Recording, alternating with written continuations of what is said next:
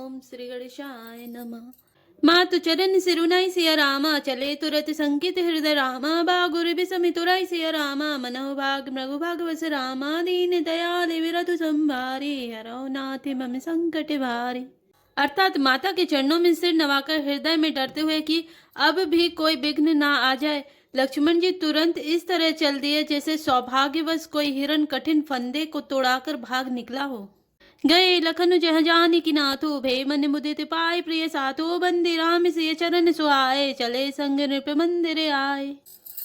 अर्थात लक्ष्मण जी वहां गए जहां श्री जानकीनाथ जी थे और प्रिय का साथ पाकर मन में बड़े ही प्रसन्न हुए। श्री राम जी और श्री सीता जी के सुंदर चरणों की वंदना करके वे उनके साथ चले और राजभवन में आए। कहीं परस्पर पुर नर नारी, भली बनाए विधि बात बिगारी। तनिक रस मने दुखी बदन मलीने, बिकल मनो माखी मधु छीने। अर्थात नगर के स्त्री पुरुष आपस में कह रहे हैं कि विधाता ने खूब बनाकर बात बिगाड़ी। उनके शरीर दुबले, मन दुखी और मुख उदास हो रहे हैं। वे ऐसे व्याकुल हैं जैसे शहद छीन लिए जाने पर शहद की मक्खियां व्याकुल हों। कर मीझई सिर धुनि पछताई, जन बिनु पंख बिहग अकुलाई। भई बड़ी भीर भूप दरबारा, बरे निन जाय विषादु अपारा। अर्थात सब हाथ मल रहे हैं और सिर घुनकर पीटकर पछता रहे हैं, मानो बिना पंख के पक्षी व्याकुल हो रहे हैं। राजद्वार पर बड़ी भीड़ हो रही है। अपार विषाद का वर्णन नहीं किया जा सकता। सचिव उठाए राव बैठारे, कही प्रिय वचन राम पगुधारे। सिय समेत दो तनय निहारे, व्याकुल भयउ भूमि पति भारी। अर्थात श्री रामचंद्र जी पधारे हैं, ये प्रिय वचन कहकर मंत्री जी ने राजा को उठाकर बैठाया। सीता सहित दोनों पुत्रों को वन के लिए तैयार देखकर राजा बहुत व्याकुल हुए। सिय सहित सुत सुभग दो रामा, देखी देखी अकुलाई सिया रामा। बारही बार स्नेह बस रामा, राव ले उरलाई सिया रामा। दीन दयाल विरत संभारे, हरौ नाथ मम संकट भारी। अर्थात सीता सहित दोनों सुंदर पुत्रों को देख देख कर राजा अकुलाते हैं और स्नेह बस बारंबार उन्हें हृदय से लगा लेते हैं। सकई न बोली बिकल नर नाहु, शोक जनित उर दारुन दाहु। नाय से सुपद अति अनुरागा, उठि रघुवीर विदा तबे मागा। अर्थात राजा व्याकुल हैं, बोल नहीं सकते। हृदय में शोक से उत्पन्न हुआ भयानक संताप है। तब रघुकुल के वीर श्री रामचंद्र जी ने अत्यंत प्रेम से चरणों में सिर नवाकर उठकर विदा मांगी। पितु असी से आय सुमोहि दीजे, हर्ष समय बिस्मौ गत कीजे। तात किए प्रिय प्रेम प्रमादो, जसु जग जाय होय अपबादु। अर्थात हे पिताजी, मुझे आशीर्वाद और आज्ञा दीजिए। हर्ष के समय आप शोक क्यों कर रहे हैं? हे तात, प्रिय के प्रेमवश प्रमाद कर्तव्य कर्म में त्रुटि करने से जगत में यश जाता रहेगा और निंदा होगी। सुनी सनेह बस उठी नर नाहा, बैठा रे रघुपति कहीं वहाँ। सुनहु तात तुम कहो मुनि कहे, राम चराचर नायक अहि। अर्थात यह सुनकर स्नेहवश राजा ने उठकर श्री रघुनाथ जी की बाह पकड़कर उन्हें बैठा लिया और कहा, हे तात सुनो, तुम्हारे लिए मुनि लोग कहते हैं कि श्री राम चराचर के स्वामी हैं। शुभ अरु अशुभ करम अनुहारी, ईसु देई फलु हृदय विचारी। करई जो करम पाव फल सोई, निगम नीति ऐसे कह सब कोई। अर्थात शुभ और अशुभ कर्मों के अनुसार ईश्वर हृदय में विचार कर फल देता है। जो कर्म करता है वही फल पाता है, ऐसी वेद की नीति है, यह सब कोई कहते हैं। और करी अपराध कौ रामा, और पाव फल भोग सिया रामा। अति विचित्र भगवंत गति रामा, को जग जानै जोग सिया रामा। दीन दयाल विरत संभारे, हरौ नाथ मम संकट भारे। अर्थात किंतु इस अवसर पर तो इसके विपरीत हो रहा है। अपराध तो कोई और ही करे और उसके फल का भोग कोई और ही पावे। भगवान की लीला बड़ी ही विचित्र है, उसे जानने योग्य जगत में कौन है। राय राम राखन हित लागे, बहुत उपाय किए छलु त्यागे। लखी राम रुक रहते न जाने, धर्म धुरंधर धीर सयाने। अर्थात राजा ने इस प्रकार श्री रामचंद्र जी को रखने के लिए छल छोड़कर बहुत से उपाय किए, पर जब उन्होंने धर्म धुरंधर धीर और बुद्धिमान श्री राम जी का रुख देख लिया और वे रहते हुए न जान पड़े, तब नृपसिय लाय उरलीनी। अति हित बहुत भांति सिख दीनी, कही बन के दुख दुसह सुनाए। सासु ससुर पितु सुख समुझाए। अर्थात तब राजा ने सीता जी को हृदय से लगा लिया और बड़े प्रेम से बहुत प्रकार की शिक्षा दी। वन के दुसह दुख कहकर सुनाए, फिर सास ससुर तथा पिता के पास रहने के सुखों को समझाया। सिय मनुराम चरण अनुरागा, धरु न सुगम बनु बिसमु न लागा। और सबहि सिय समुझाए, कही कही विपिन विपति अधिकाई। अर्थात परंतु सीता जी का मन श्री रामचंद्र जी के चरणों में अनुरक्त था, इसलिए उन्हें घर अच्छा नहीं लगा और न वन भयानक लगा। फिर और सब लोगों ने भी वन में विपत्तियों की अधिकता बता बताकर सीता जी को समझाया।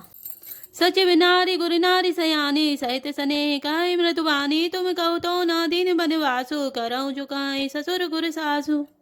अर्थात मंत्री सुमंत्र जी की पत्नी और गुरु वशिष्ठ जी की स्त्री अरुंधति जी तथा और भी चतुर स्त्रियां स्नेह के साथ कोमल वाणी से कहती हैं कि तुमको तो राजा ने वनवास दिया नहीं है, इसलिए जो ससुर गुरु और सास कहें तुम तो वही करो। सिख शीतली हित मधुर मधुर रामा सुनि सीतई न सुहानी सिया रामा शरद चंद चंदनी लगत रामा जनु चकई अकुलानी सिया रामा दीन दयाल विरध संभारी हराओ नाथ मम संकट भारी। अर्थात यह शीतल हितकारी मधुर और कोमल सीख सुनने पर सीता जी को अच्छी नहीं लगी।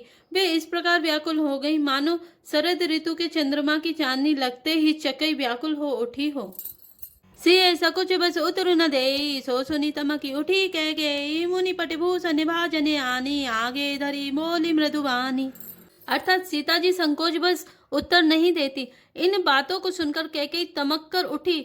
उसने मुनियों के वस्त्र आभूषण माला मेखला आदि और बर्तन कमंडलू आदि लाकर श्री रामचंद्र जी के आगे रख दिए और कोमल वाणी से कहा, नृपहि प्राण प्रिय तुम रघुवीरा सीले सने न छाड़े ही भीरा सुकृत सुजसु पर लोक न साओ तुम्हें जाने बन कहे न काऊ। अर्थात हे रघुवीर, राजा को तुम प्राणों के समान प्रिय हो। भीरु प्रेम बस दुर्बल हृदय के राजा सील और स्नेह नहीं छोड़ेंगे। पुण्य सुंदर यश और परलोक चाहे नष्ट हो जाए पर तुम्हें वन जाने को वे कभी ना कहेंगे। अस विचारी सोई करऊं जो भावा राम जनय से के सुनी सुख पावा भूपै वचन बान समय लागे करई न प्राण पयाने अभागे। अर्थात ऐसा विचार कर जो तुम्हें अच्छा लगे वही करो। माता की सीख सुनकर श्री रामचंद्र जी ने बड़ा सुख पाया, परंतु राजा को ये वचन बाण के समान लगे। वे सोचने लगे अब भी अभागे प्राण क्यों नहीं निकलते। लोग बिकल मूर्छित नर नाहो काह करे कछु सूझ न काहो राम तुरत मुनि बेसु बनाए चले जनक जननी सिरुनाई।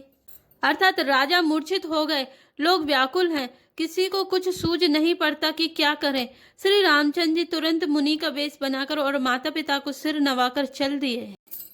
सजीवन साजु समाजु सबु रामा बनिता बंधु समेत सिया रामा बंदी विप्र गुरु चरण प्रभु रामा चले करी सब ही अचेत सिया रामा दीन दयाल विरतु संभारी हराओ नाथ मम संकट भारी। अर्थात वन का सब साज सामान सजकर वन के लिए आवश्यक वस्तुओं को साथ लेकर श्री रामचंद्र जी स्त्री सीता जी और भाई लक्ष्मण जी सहित ब्राह्मण और गुरु के चरणों की वंदना करके सबको अचेत करके चले। निकसी वशिष्ठ द्वार भय थाड़े देखे लोग बिरह दब दाड़े कही प्रिय वचन सकल समुझाए विप्र वृंद रघुवीर बुलाए। अर्थात राजमहल से निकलकर श्री रामचंद्र जी वशिष्ठ जी के दरवाजे पर जा खड़े हुए और देखा कि सब लोग विरह की अग्नि में जल रहे हैं। उन्होंने प्रिय वचन कहकर सबको समझाया। फिर श्री रामचंद्र जी ने ब्राह्मणों की मंडली को बुलाया। गुरु सनि कही वर्षा सनि दीने आदर दान विनय बस कीने जाचक दान मान संतोषे मीत पुनीत प्रेम परितोषे।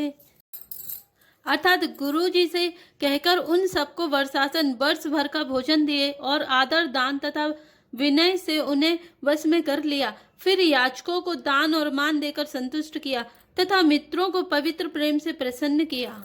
दासी दास बुलाई बहोरी गुरही सौंपी बोले कर जोरी सबके सारे सवार गुसाई कर भी जनक जननी की नाई। अर्थात फिर दास दासियों को बुलाकर उन्हें गुरुजी को सौंपकर हाथ जोड़कर बोले, हे गोसाई, इन सबकी माता पिता के समान सार संभार देख रेख करते रहिएगा। बारही बार जोरी जुग पानी कहते राम सब सन मृदुबानी सोई सब भांति मोर हितकारी जही ते रहे भुआल सुखारी। अर्थात श्री रामचंद्र जी बार बार दोनों हाथ जोड़कर सबसे कोमल वाणी कहते हैं कि मेरा सब प्रकार से हितकारी मित्र वही होगा जिसकी चेष्टा से महाराज सुखी रहे। मातु सकल मोरे बिरा रामा जय न होय दुख दिन सिया रामा सोई उपाय तुम करे सब रामा पुरजन परम प्रवीण सिया रामा दीन दयाल विरतु संभारे हरौ नाथ मम संकट भारी। अर्थात हे परम चतुर पुरवासी सज्जनों, आप लोग सब वही उपाय करिएगा जिससे मेरी सब माताएं मेरे विरह के दुख से दुखी ना हो। जय श्री राम, जय जय हनुमान।